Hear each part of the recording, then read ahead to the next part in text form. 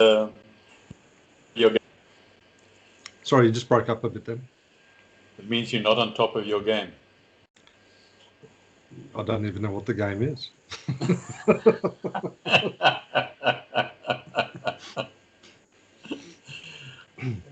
Did you enjoy doing your car sessions? Yeah, I've started a new topic. I don't know whether you've seen the new topic that I've started. I don't know. Did you send me a link or? Probably not. No. Okay, not to worry. I'm sure YouTube will send it to me in a day or so. Yeah, I started a new topic yesterday, and I've did another one this morning, but I haven't prepared the video yet. Just got the raw footage at the stage. So tell me, what's the topic? It's on letting go. Letting go. Okay. So the first session I did yesterday was just a bit of an overview, I guess, as to why it's an important issue and how it permeates our lives. Everything from just dealing with minor issues right through to dying, basically, letting go of the life, Okay. So I did an overview of that, and today I started on some elements of it. So the first question I posed today was, who needs to let go? And so I'll put that video up later tonight. Okay. And then I guess the next few days it'll cover topics like why let go, how to let go, what letting go feels like. So just those sort of topics, I guess. So, Okay. Good. Mm. Okay. But you're enjoying doing them? Yeah, I am. Yeah. Great. Yeah. Okay. Yeah, no, I think it seems to be a good environment for me that, yeah, I can just sit there and just talk about stuff and drive to work. Yeah. Okay. As does your garden seem to be for you, so. Yeah, there's a lot of noises that go around outside. It's a very sort of natural urban area. Yeah. Yeah, but that's okay. Yeah, I agree. Yeah. So have you got one of your Saturday afternoon sessions planned for this weekend, or? Yes, I have. And it's the origins of Father Christmas. Very interesting subject. Is it? Yeah. I've done my research already, and yes, it is.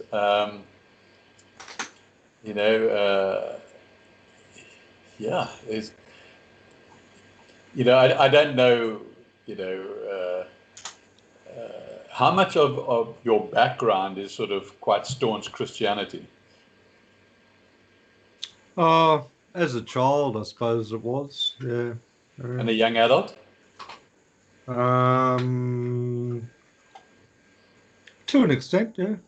Yeah.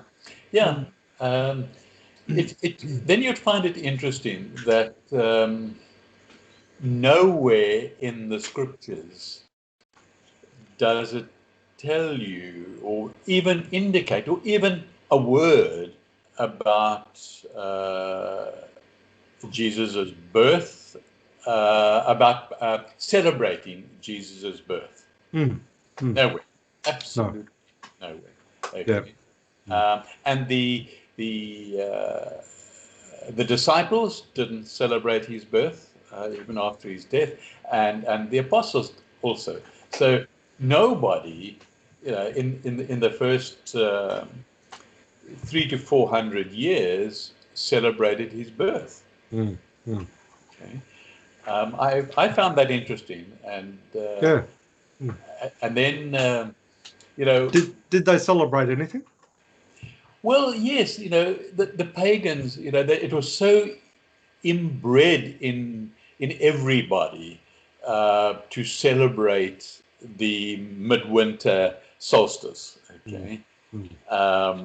Because those were tough times. A lot of people didn't survive the winters, and depending how severe they were.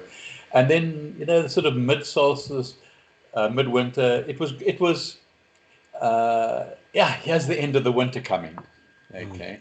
And we're alive. Let's give thanks for life. And we're going to have more light, longer days. So let's give thanks for the light. And so there was a very serious celebration in at that time, in that period. And then along came Saint Nicholas. And was he a saint? Was he a saint? He was crowned a saint afterwards, because he was first Nicholas, and he then became Bishop Nicholas, and he was famous in his local area for being kind and giving away, and there are lots of little stories that go with what he did, which were really beautiful and showed his character and how kind he was and caring he was, and then he died, and people celebrated him in a certain way, because he was always giving. He was St. Nicholas the giver. Yeah. Okay. And I mean, when his parents died, they were rich, and they left him, a big inheritance. He gave the lot away, okay, to those that needed it, and so he really set the tone for the foundation of something for the future, because people really celebrated him afterwards. And then, of course, King Constant, in about just around about 400 AD, he became a Christian, the Roman emperor, and he, then from that time onwards, they didn't actually celebrate Christmas, but they started when the others were having festivals. They started sort of trying to swing the pagans towards converting them to Christianity, and using some of the pagans' festivals for doing that and for their convenience.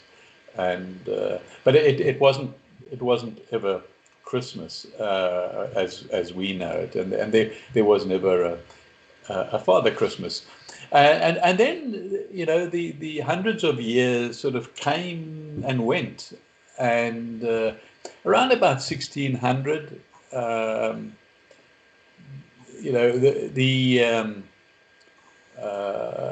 people started, or some of the churches started, started to do something as way, little things. There were a lot of little things that happened after that, and nothing sort of major, like but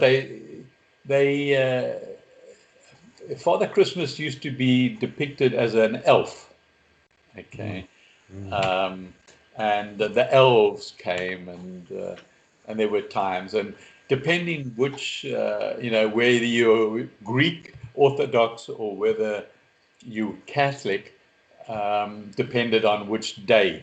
The Catholics, I think, were the 25th, if I remember correctly, of December, that they started celebrating. The Greek Orthodox on the 6th of January. And that stays like that today. And so that's also where you get the 12 days of Christmas. It's those, between those two dates, okay? And then, slowly things started happening. You'll get an individual bishop who, introduced a tree, okay, and another one introduced candles on the tree, depicting light and stuff like that. And it just slowly, the little things came together, and but there isn't any reference, but I've given reference to, because you know, at the time of Jesus' birth, of course, the three wise men came with gifts. Mm. Okay, Mm. uh, and But the birth wasn't necessarily the 25th of December, though, was it? Or was it? no, there is no record Mm. anywhere Mm. of the date of birth. Okay, Yeah. nowhere. There is Mm. nobody, not one of the disciples jotted down Yeah. the birth date. Well, I guess they weren't disciples then either. But the point is that there is no record whatsoever. Yeah. The dates were chosen to fit in with pagan festivals, Mm. so that you could also be celebrating your festival at the same time everybody else is celebrating, Yeah. and so you try and convert the pagans at that time. And but I believe that the gifts of the three wise men was the start of giving at Jesus's birth. Mm. Okay, Mm. and then I got quite well, I actually cut myself off, because I thought this isn't about now, but what does gold represent? What does it symbolize? And myrrh. Myrrh Mm. was a strange one, because it was an oil that you anointed the dead with. Mm. Mm. Okay, so why bring that to the birth of Jesus Christ? And so my mind was sort of going, but there isn't much reference to it at all. Okay. Wasn't the child wrapped in, they call them like swaddling cloths, which is actually the cloth that you wrap the dead in? Yeah, he was, but you know, why come why come and give oil that Mm. is or symbolizes death? Okay, Mm. um, you could come up with all sorts of ideas, and maybe I don't know. I mean, one of the spontaneous ones of me was, was it he came to kill the sins of the people and the karma of the people, okay, and that Yeah. somehow symbolized the that aspect of it. Mm. And that it could be, and Mm.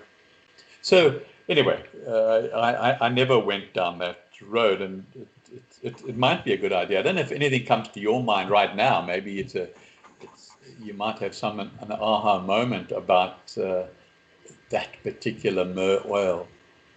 Not particularly, no. No. No, yeah, yeah. Mm. Um, so yeah. Anyway, carry on with the story of Father Christmas. So then we got to these bishops and odd churches doing various things along the way, and. And with various revolutions, somehow it got a bit stronger. Christianity got a bit stronger, and so different people, brought different things in. But the fundamental big change was in around about 1930. Okay, where Coca-Cola commissioned an artist to depict a a happy, fuzzy, joyful, bearded old man that they could use in their adverts for Coca-Cola. Mm. Mm. Okay, and that was the start of the image and of Father Christmas, because up until that time there was still a bit of elf in Father Christmas. He was still, perhaps in some cases, uh, Saint Nicholas, where he was still an ordinary man, and who used to wear perhaps bear clothes, or Mm. heavy things. I suppose very much like the Russians. Mm. Um, and then came this Father Christmas, and then it became just popular overnight. But Coca-Cola didn't bring it out to try. Well, I suppose it. Well, it had such a dramatic influence on the world's Christian population, Mm. and everybody started using it. And Father Christmas, first of all had his elves that came with him, and so on, and then it came into fairies, and so that is Father Christmas, and that's the origins and the history of Father Christmas. There's a fair amount of the presents also. It's nothing specific, and it's been, as you know, like everything in this consumeristic society has been taken to the absolute extreme. Oh, yeah, it's definitely a retail event now, isn't it? Yeah, absolutely.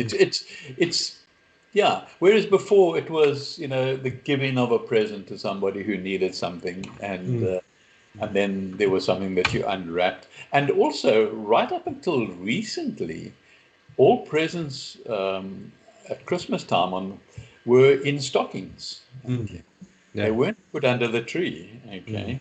Yeah. They were stockings. And now it's interesting because we've always used stockings, even to this day. Yeah. Well, we don't have kids around us here, but certainly before we left South Africa, each child had their own stocking with their own name on it. Yeah. Yeah. And when my kids were growing up, they had a stocking put on their bed when they were asleep, so they would wake up to it.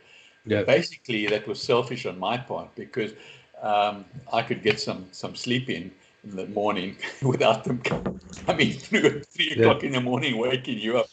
They were told there, or if you stay in bed and there's some breakfast sweets and just a couple of things to keep them occupied in bed. So Yeah. so we had our own tradition, stay in bed. Anyway, so yes, I do have that coming up on Saturday afternoon with the Elytra Speakers Club. Yeah. That should be good. I think so. Yeah. Although it goes through, of course, so much more slowly than the way I've told you now, because you get the response, and they've got to read what's on the screen, and they take a chance to read, and so yeah. That should be good. Yeah. How are you going to celebrate Christmas this year? At this stage, probably just go and have some morning tea with Mum in the home there, and then go over to my eldest son's place, and the family will gather over there, I think. So. And you can't take your mom with you? No, not really. She's a bit too frail now. So Yeah. But anyway, Yeah. I think it would just be too much for her. Yeah. And she might not be able to remember everybody. Well, I think that's pretty much guaranteed. Yeah, it'd be quite foreign for her, I think. So, and probably a bit stressful and very tiring, I think. So, Yeah. So, but anyway, no, we'll take it as it comes. So, Yeah. But, so after that big discussion on Sunday, we forgot to record it, did we? Yeah. Oh, it's not the first time either, is it? No, that's right. Yeah, I can't recall. I was in a bit of a rush. I don't know what it was. But anyway, it just there's no excuse. It just wasn't meant to be, huh? So I haven't watched the video that you've put up today. So what did you talk about there? I brought the discussion, to the go and what now, to an end. Okay. I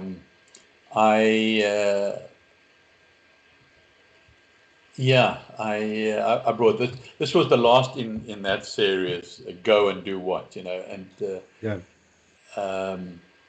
because I did that for me to answer the question myself.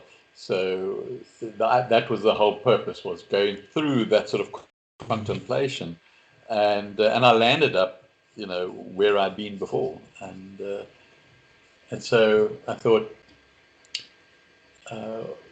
what I must do in future is, rather than sort of a sort of philosophical type thing, is actually start with the alternative life, and the first magazine. You see, actually start with that. I Yeah. think one of the other key points of difference too is like there's probably literally millions of videos on YouTube and other places which talk about ideas or concepts. But I think from my own perspective, and that's kind of what I'm trying to do with this deep thinking series, is I think if you make it personal, that you have to talk about your experience or your plans or so it's not just a discussion around an idea or whatever, that it's just something that, that, like, for example, today, when I was talking about, the whole idea of who needs to let go, well, for me, it might seem obvious, but the fundamental question is, it sort of takes you straight back to, well, who am I? Who's taking responsibility? Who's being accountable? So those sort of fundamental questions raise a whole raft of issues in their own right, So, and when I talk about it, I talk about, well, why would I do this? Mm. Is letting go just about, a trite statement about, oh, well, think positively, or is it a bit more fundamental than that? So, yeah.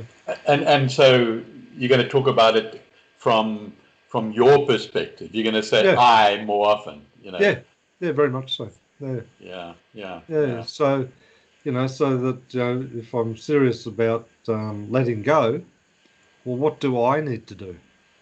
yeah, yeah, So, yeah. yeah, yeah, yeah, Because, as I said, like there's a million videos and books and all sorts of stuff out there about, oh, well, let's talk about letting go, but it's all just a bit esoteric and a bit theoretical, I think. So, yeah, yeah. And uh, the thought hasn't sort of arisen in you to sort of relate these things to directly to yourself and your woodworking and restoration and upcycling and so on. yeah, I think that will come out of it. I guess the first part of it is just the exploration around the ideas, because I think in the first instance, it's about getting people to think more broadly about these things. Because I mean, again, in the mainstream language, people use terms like, "I'll get over it," or "just let it go," or whatever, which don't do justice to what it actually means to let go. And Mm, and I think there's also this view that it's like a silver bullet solution. That if you let it go, then the problem goes away. Well, of mm, course, it doesn't. So, yeah, yeah, so and the sort of analogy I use today is it's like walking through a forest and getting snagged on a briar bush, with thorns and so on. Well, part of the process is to get yourself unhooked, but the briar bush doesn't disappear; it stays there. right, right, So it's not some sort of magical answer to end suffering. mm, It's mm, it's about providing an environment and an atmosphere to enable you to move on and access other possibilities. So. yeah, yeah, But you're right though. I think you do, as you say. Just bring it back to the personal level and say, and for me, this means in mm, terms of you know why I do this or why I do that or how I can do this or. So yeah, very much so. yeah. yeah, yeah, yeah. Uh, I think that has more value for people, don't you? I mean, I think. Definitely, Mm, it does because mm, you know, yeah, today is one that I did. It I wasn't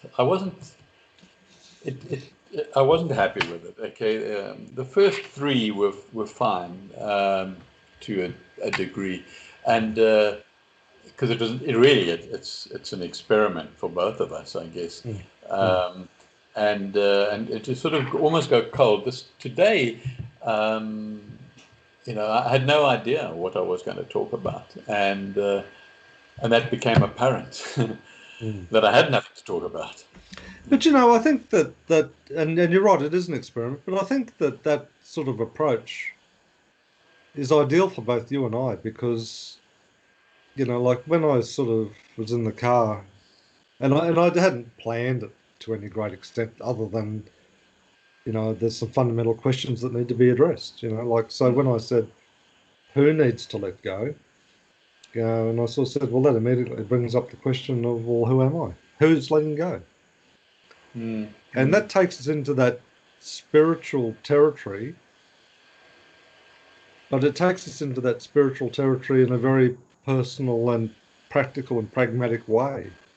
It's not a wishy-washy or airy-fairy or esoteric conversation. It's like, well, if I'm serious about this, I really have to walk up to this question about who's letting go mm, and who mm. am I and what are the implications of the answer to that line of inquiry, and so I think that they're big issues, but they're being explored at a very personal level, so Yeah, mm, yeah, yeah. No, I think you're right, and I think you're heading in the right direction. I am not sure whether I'm heading in the right direction at the moment.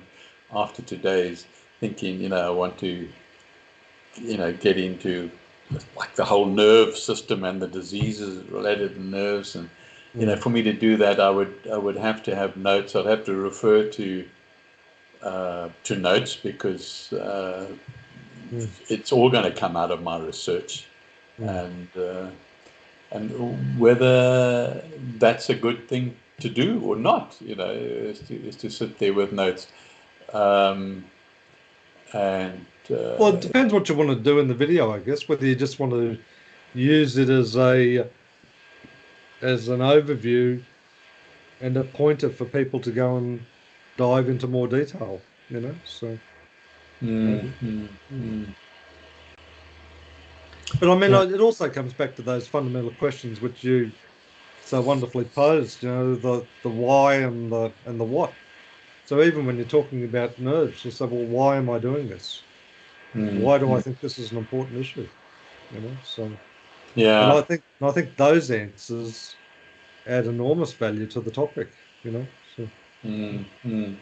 Okay, yeah, maybe if I mm, keep that focus, mm, um, the what being the problems that the nerves mm. create in human life. Yeah. And I think that your research and your discussion adds a level of reality to it because like when someone says, "Oh, your nerves," I don't think Mm. a lot of people really even know what that means. Yeah. No, I agree. I Mm, agree. mm, Um, and even less know what to do about it other than take painkillers if they're in pain. mm. And I think they're the things, like, and as you say, like when I talk about nerves, this is how it shows up. And I guess it does show up as like emotional responses Mm, and physical things. Because that's what I'm sort of saying about letting go is like letting go is really more, what are you letting go of? Well, what you're letting go of is yeah. is is really an emotional response. That's what you're letting go of. Yeah. And Yeah. and when we say letting go of, it's really about leaning into it and fully experiencing it. And it's going to be a painful, uncomfortable process. mm, mm. And at the end of it, is the problem solved? No, not necessarily. Yeah, No. yeah, yeah. But it's a really important process, because the alternative is you're either going to repress it or get depressed, or if you express it by talking about it, you might be actually reinforcing it rather than letting it go. So there's all of these elements to it, that in this case that you need to talk about, because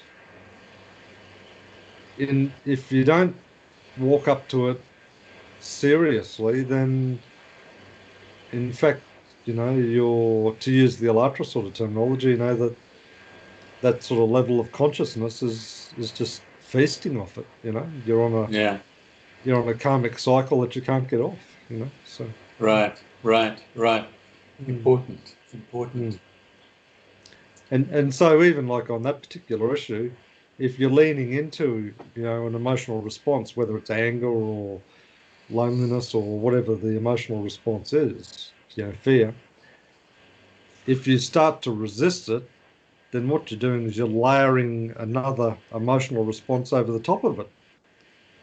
Mm, So, mm. and you have to be aware of it. It comes back to this sort of terminology that we've been using. You have to raise your awareness around this, and if you're not prepared to walk up to it and lean into it and fully experiencing it, then you're really not doing anything, and you're not being honest with yourself. And there's some integrity issues around that as well, I think, and definitely spiritual implications. So, Yeah, yeah, yeah. and I think that's the trouble. Like, and it's even part of the process of healing yourself. It can be quite a painful process, and I think that's the trouble with a lot of healing, and certainly the falsehoods of big pharma. Take a pill and all your ills will be cured. Well, it's Yeah, not. It's bullshit. yeah, yeah, yeah, yeah, yeah, yeah. When you're dealing with the internet, I wrote a sentence down because that sentence thought, well, for you and I, that's is powerful, and that is um, the message you conveying must be of interest to the listener. Mm, So there's and it like must be one sentence that sentence um, mm. is in, And, and to use your methodology, the first question you pose is, why would that be interesting? yeah, And how yes, would that be interesting? yeah. Or But what? now Yeah. let me just tell you that today I with that thought in mind, I thought, I have a database of people, as you know, and I um, I can see who who opened the emails Yeah. that I send out on a regular basis. Okay, so I thought, let me go and find out what message, what topic in the subject line Mm, um, was the most popular and it got the most emails opened. mm, Okay, it mm, arrives in your inbox. All they can see is part of the subject line, um, and uh, and hopefully the whole subject line, and that determines, well, for me too, determines whether I open it or not. Okay, mm, mm, um, and uh, and I'm going to I'm going to shock you because it was. Well, I looked over the last year. Now a lot of emails had gone out. Okay, mm, mm, and they're very sort of consistent. The ones that were mm, opened the least had the word business in the subject line. mhm. Okay, um, including like how to start a business at home and stuff like that. Okay, Yeah. Yeah. um, and uh, and the the second biggest on a sort of regular basis had the word cancer in the subject line. Mm, Okay, so they got opened probably twice as many times than the average. mhm. Okay, the word cancer. Yeah. But earlier this year, I wrote an article, and it had a heading, one word heading, okay? And that was opened 10 times more than any email I've ever sent out. Okay. I mean, that's an enormous, Mm. uh, uh, and the word was masturbation. Yes. Hey? I know. I mentioned a few weeks ago I got my bee in a bonnet, and I wrote this article, and we just sort of passed it. We didn't discuss it, and and that one. Now you say, okay, now that's really profound to have so many. You know, it's one thing to have double the number of emails with cancer, but when it was almost 10 times as many as normal, you know, then you think, okay, now what can you gauge from that? What can one use out of that? That is clearly a subject of interest to people, male and females. Okay, because I had a cross section. I didn't analyze it, but across, I don't even know what my ratio is between male and female in my entire database. But yeah. What do you make from that? I mean, what do you can you say? Well, is it? I don't know. I've been thinking about it since I've discovered that this morning, and I haven't come up with any answers. Not sure. Yeah, yeah. Is it maybe that that people like I don't know, pornography? Do they like things that are sexual? Well, Or if the context of your emails are typically around alternative health and alternative yes, living, yeah. then I guess it sparks a big level of curiosity, I guess, does it? I mean, I don't know. Yeah, it was, and my article. I mean, you can read it on my website. It is about alternative health, um, and how valuable masturbation is to alternative health. Okay, and what it does, the chemicals that get released in the brain, and so on, and how it is of value. So one. Yeah, but you're right. Maybe in relation to health and the type of things, I sometimes throw in a business thing, but that I've stopped doing that because there's just millions of those as well around. Um, Yeah, well, everyone's a business expert, aren't they? yeah, You know. yeah, yeah. So, But I think it's true what that the nerve that you've touched there too. And I think the other nerves, is really around.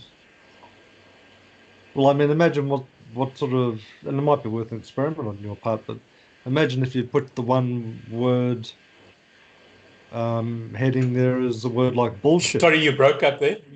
You broke up. Just start again. So imagine, I mean, it might be worth an experiment, but imagine what, a one word header of like the word bullshit, you know, Yeah, is to see what sort of response to that, and you could write yeah, an article about, how, living in falsehood, makes you sick. yeah, yeah, yeah. Yeah, yeah, and also to ask the question in the subject line as well. Mm, mm. Will nerves kill you? You know? Well, that's right. And I think the other thing, I think some of the researchers say that if you have, things like, the top 5 causes of cancer or something like that, I think those sorts of Yeah, things get a lot of interest when you have a yeah, list, so. yeah, yeah. People open those emails. Yeah. Mm. Or are more likely to open them. Not about that they do open them, but are more likely to open them. Yeah. Yeah, but but with us, I mean, we can use that information, but we've got to remain authentic, Mm. um, Absolutely. and there's no harm. I mean, if you've got 5 reasons of why you need to look after your nerves, then that's fine. Mm. Yeah. Yeah. And I think that would be interesting topics, like, the top 5 things towards, a healthy nervous system. Yeah. Yeah. So I think that people are interested in that sort of stuff. Mm. Yeah. Yeah. Because it's not the sort of question that people would just intuitively know, would they? No. Mm. No, they wouldn't. Mm. Absolutely wouldn't. Mm. For the same reason of so many other things, there's just too much information out there. And I find that when I Google, the sort of healthline.com or something and webmed.com just constantly come up. I can't avoid them. I wish I could say not. I don't know how to say. Maybe you can. That you don't want those pharmaceutical partners Mm. to constantly come up out of results. Mm. They, it doesn't seem to be any short circuit. They just show, the algorithms in Google show you what they want to show you. Okay, and it is so difficult to get elsewhere. Yeah. And yeah, you put in the word alternative into Google search with any sort of other few words, and it lands up too where somewhere, the pharmaceutical lover, has got the word alternative in their paragraph or something, or they put it in their headings, and so they can pick up all the alternative searches and so on. It's a pretty important keyword, I guess, isn't it? Yeah, yeah, yeah.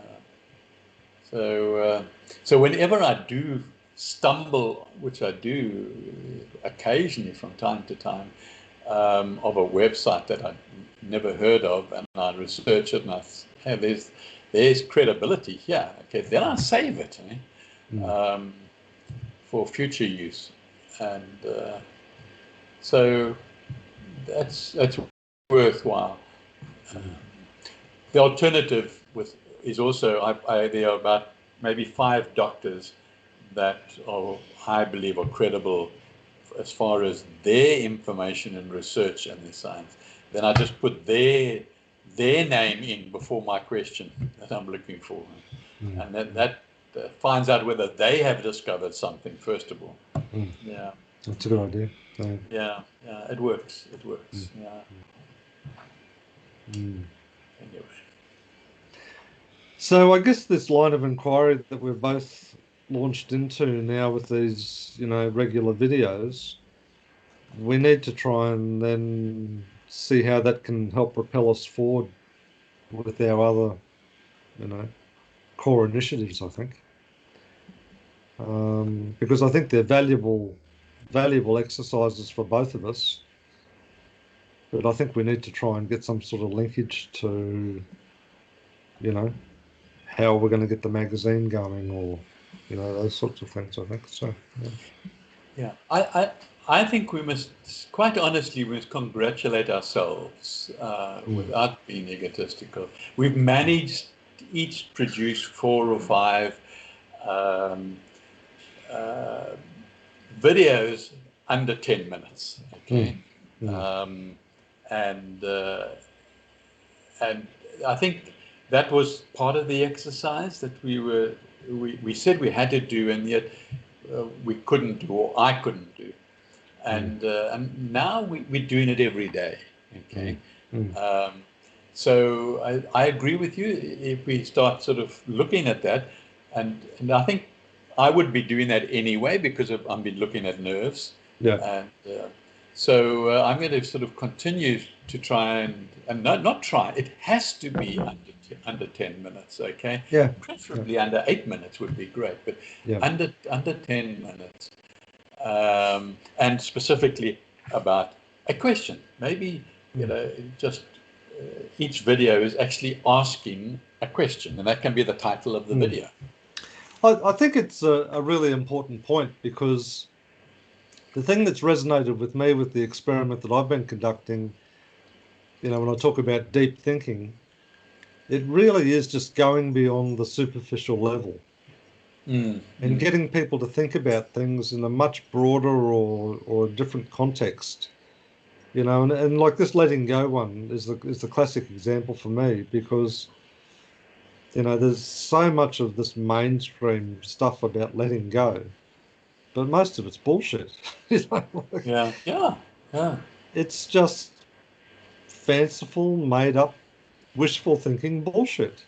So Yeah, they've taken somebody else's words and they've just reworded it, um, and reworded it and reworded it and reworded it. Okay, and and it's and and actually some and some people will even read passages out of a book that they haven't even written and probably haven't even read. yeah, yeah. But we need to know that, and we need to discuss it like we're doing now, so that we can be aware that it pisses us off. Okay, and we mustn't get into that sort of rut. Okay, No, never. um, And I and think the linkages and the context you put around it is so powerful. That if you want to talk about a topic, well, the first question you ask is why. mm, Like, well, mm, what do you want to talk about that for? And yeah, and yeah. unless you can answer that question, don't talk about Don't talk about it. Yeah. That's it. Yeah. That's a good way of starting out. Yeah, I like that. I like that. Why do you want to talk about that? We ask ourselves. Yeah. it. Mm. Because, when it's all said and done, we're here to make an impact, and we haven't got a lot of time, and we haven't got a lot of resources. So we need to be quite focused. We need to make everyone a winner in that sense, I think, so. Yeah. As you say, also, to make people aware, which is other, we need to have a following. Mm, Okay. mm, Uh, I mean, I'm having virtually no people visit my website. mm, Okay. yeah. And on one hand, I can count how many people view any video on the YouTube. Mm, So yeah, we need to get down and get focused if we want to make a difference. mm. Why do you want to make a difference?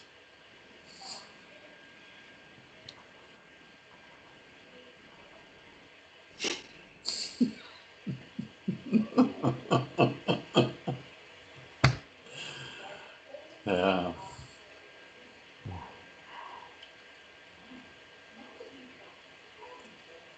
Why do you want to make a difference?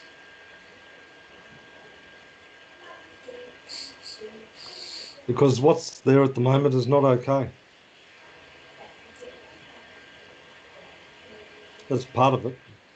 But more importantly, I think in a positive sense, we want to make a difference because we want to bring as many souls with us as we can.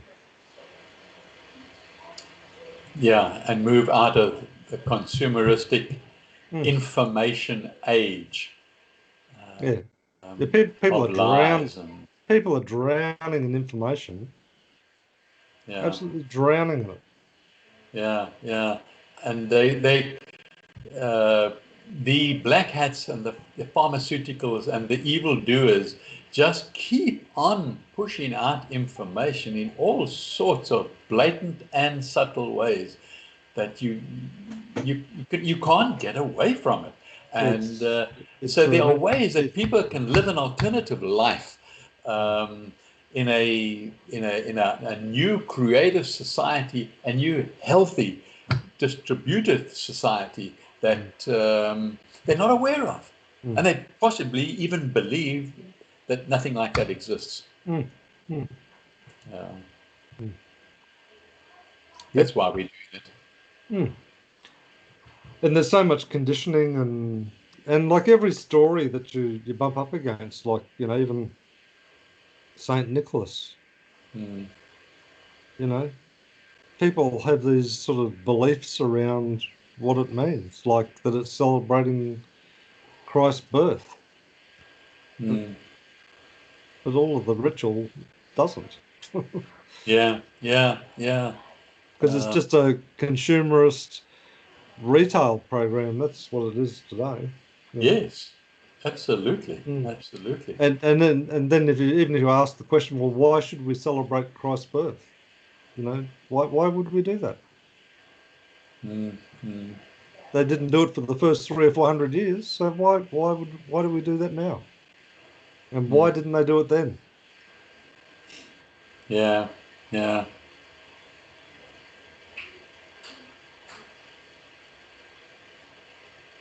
The Sounds like interest. there's a sounds like there's Sorry. a bit of a sounds like there's a bit of a guilt trip attached to it, isn't it? It's almost like like the typical propaganda thing is, oh, you need to worship your Christ and demonstrate your love for your Christ. And how do you demonstrate your love?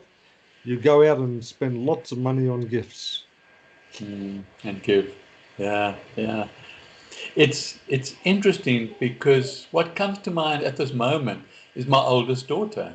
Mm. Um, she, for many decades, mostly as an adult, she refused to celebrate Christmas. Mm. Mm. Okay, Mm. and now she lives in the Netherlands. She's sort of not celebrating Christmas, not changing, but all that she's got a child now, you see, and the Mm. child's about 8 years old, and so the child is mixing with people who do lots of celebrations, but nothing, not necessarily around Christmas. Okay, Mm. I mean, they celebrate around the Christmas period, but they're not celebrating Christmas. Mm. And they apparently have other traditions. Maybe they're the historical pagan ones. I haven't actually asked her. Mm. Um, so yeah, there's my own daughter who doesn't do it. Mm.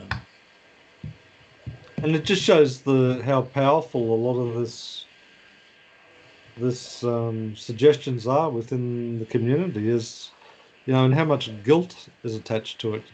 If you don't do this, then there must be something wrong with you. Like, well, Mm, I mm, mean, I have to confess from a personal perspective, I don't like Christmas at all. I yeah, really yeah. don't. I dread it. Mm.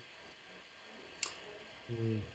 Okay, that's interesting. Yeah, because last Christmas I was actually in South Africa for my one daughter's wedding. Mm. So her wedding was the 20th of December. So Mm. um, and I didn't because they had the wedding and then everybody went home and so on. So I didn't celebrate last year.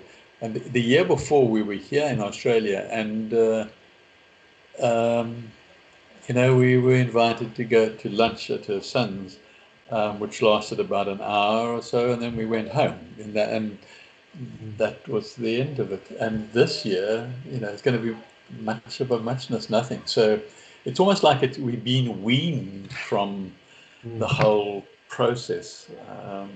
Mm. Yeah, interesting. Um, I've always liked to celebrate. I've liked to celebrate anything, anything. We Mm. um, get a bonus. Let's celebrate, and Yeah, and, exactly. Yeah. and for me, celebration is a cup of coffee and an apple pie and a good chat. Yeah, yeah, exactly. Yeah. Yeah, yeah. Mm. So, which is your favorite cake or your favorite bakery from the bakery? Mm, probably carrot cake, I guess. Mine too. Mm. Mm. With a proper carrot cake icing. It's Mm. got that lemon flavor to it. Yeah, exactly. Yeah. Yeah. Oh, that's so Mm. fucking. Yeah, that is my favorite too. Mm. Yeah. Anyway. It's very good. Yeah. Okay. Right here then. Um, well, I'll get stuck in and put this other video up shortly, and I'll send you the links anyways to yesterday's and today's. Yeah. Okay. Yeah, do that. I found with the video, I'm doing mine on the cell phone and then downloading it onto my laptop and then uploading to YouTube. It's still a hell of a long rigmarole, even though it's a short video. Is it? Okay. I'm not sure whether the iPhone just has a far more. I mean, the picture is very clear on the iPhone, Mm. maybe the pixel is just too dense or something. I don't know what it is. Mm. But I've had a problem with OpenShot, us taking ages to turn it into an MP4, which it was to start with on the cell phone. Well, Mm. it was not. It is a .wom or something. It was Okay. an OW. Yeah. Mm. Anyway, okay. Mm. Yeah. Sounds good. Okay. Yeah. Yeah. Let's Well, continue on. yeah. Send us the link, and I'm going to move over now to. And you'll see why when you see my last one, my fourth one, um, which is Yeah, on you your sent the WhatsApp. link through to me. Yeah, I saw that. Yeah. Yeah. Yeah. Yeah. Yeah. Okay. Sounds great. Well. Okay, I'll talk to you on the weekend. Okay. Great. Okay then. See Take you care. now. Bye.